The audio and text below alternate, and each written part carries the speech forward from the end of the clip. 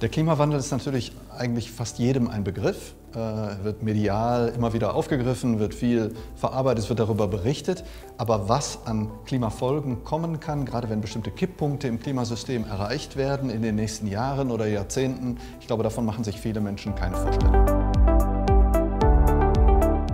Es gab zum einen über die letzten Jahrzehnte eine Reihe von Innovationen, die einen erheblichen Hebel gehabt haben. Ein Beispiel dafür ist die Photovoltaik. Über viele Jahre sind die Lernkurven, die prognostizierten Kostensenkungen immer wieder übertroffen worden.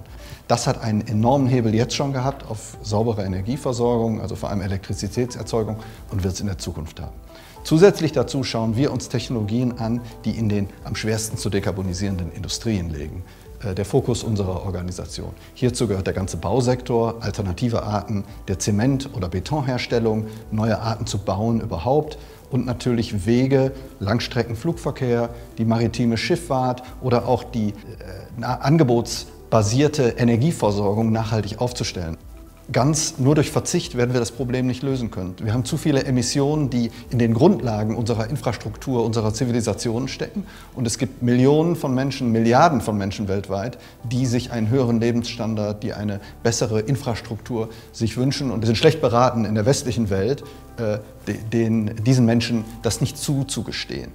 Das heißt, wir brauchen Wachstum in neuer Art. Wir brauchen zum einen Innovation und die Entwicklung dieser Technologien. Zum anderen muss dieses Wachstum und der Aufbau neuer Infrastruktur an bestimmte Parameter gebunden sein. Dazu gehört zum Beispiel Zirkularität. Dazu gehört eine wesentlich sauberere Grundenergieversorgung, die dahinter stecken muss.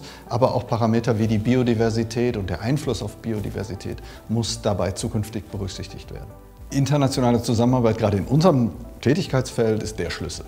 Keines dieser Probleme lässt sich von einem Land, einer Region in irgendeiner Form alleine bewältigen, selbst innerhalb dieses Landes nicht. Es bedarf immer, allein durch die unterschiedliche Verteilung der zukünftigen nachhaltigeren Ressourcen, von Wasserkraft über Wind- und Solarenergie, über die Rohstoffe, die für die neuen Technologien benötigt werden, bedarf es immer Kooperation.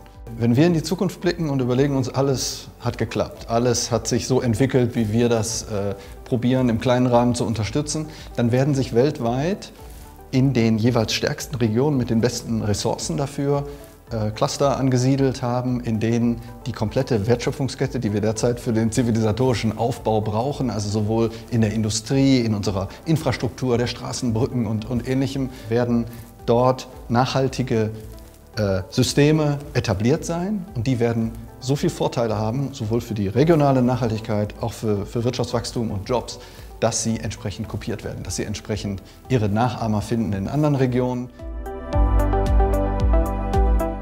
Wir werden eine Energiewelt sehen, in der bestimmte Felder, bestimmte Stärken dazu führen, dass in diesen Regionen, die diese Stärken haben, dann bestimmte Wertschöpfungsschritte einfach stattfinden werden.